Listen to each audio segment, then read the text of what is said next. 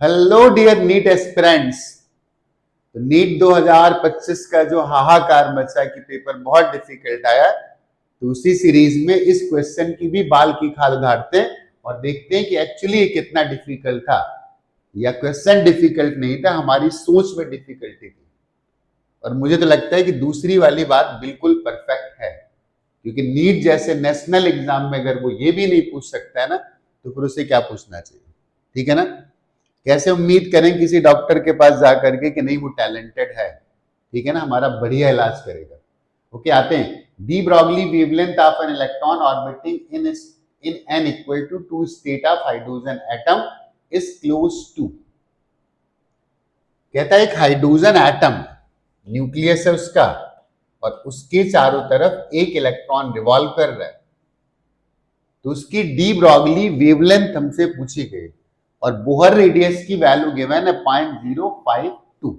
Okay, तो एक result तो हमें ये पता होता है ना कि अगर बोहर मॉडल वैलिड है, वैसे डी ब्रॉगली वेवलेंथ होगी क्या? डी ब्रॉगली वेवलेंथ होगी s divided by m b. Okay, और बोहर मॉडल के क्वांटाइजेशन प्रिंसिपल से हम एम बी आर को लिख सकते हैं क्या? एन एस डिवाइडेड बाई 2 पाई। अगर वो आर रेडियस में और उसकी वेलोसिटी v के इक्वल है, तो एंगुलर मोमेंटम क्वांटाइज होगा और उसको लिख सकते हैं एन एस अपॉन 2 पाई। यहां से एम बी की सीधी वैल्यू आ जाएगी कितना? N S divided by 2 pi, और ये आर।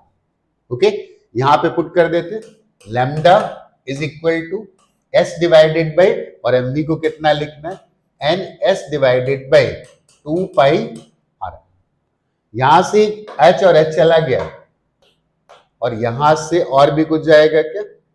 और कुछ नहीं जाने वाला, तो इतना बच गया 2 pi r n divided by n. Okay, और हमें एक बात अच्छे से पता है, एक रिजल्ट हम और जानते हैं, और वो रिजल्ट क्या है? R N is equal to R naught into N square, and where R naught is Bohr's radius and Bohr radius is given. तो यहां पे आर एन की वैल्यू पुट कर देते हैं, lambda is equal to 2 pi divided by N, और R N की value को पुट करेंगे R N into N square. तो एक एन जो बचा था वो भी कैंसिल हो गया, and this is 2 pi N into R naught. Value put करते, 2 इंटू 3.14 इंटू सेकेंड ऑर्बिट की बात कर रहे हैं, तो एन इक्वल टू 2, और आर नॉट की वैल्यू उसने हमको दे रखी कितना? That is 0.052। चेक करते हैं कि इसकी वैल्यू कितनी आने वाली, right? 2 into 2 4, right, and this will be 3.14 into 4 को इससे मल्टीप्लाई कर देते हैं तो 8 आएगा, एंड दिस इज 20, मतलब इतना।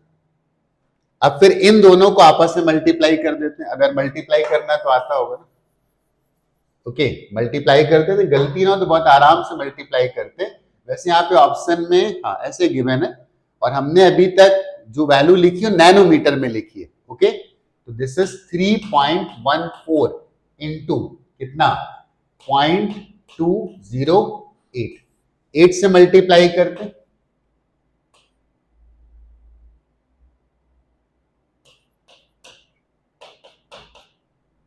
8 2 6 2 1 3 एंड 5 6 3 2 5, मतलब 0.65312, तो इसके आसपास जो आंसर आएगा that answer will be C part, and C part will be the correct answer.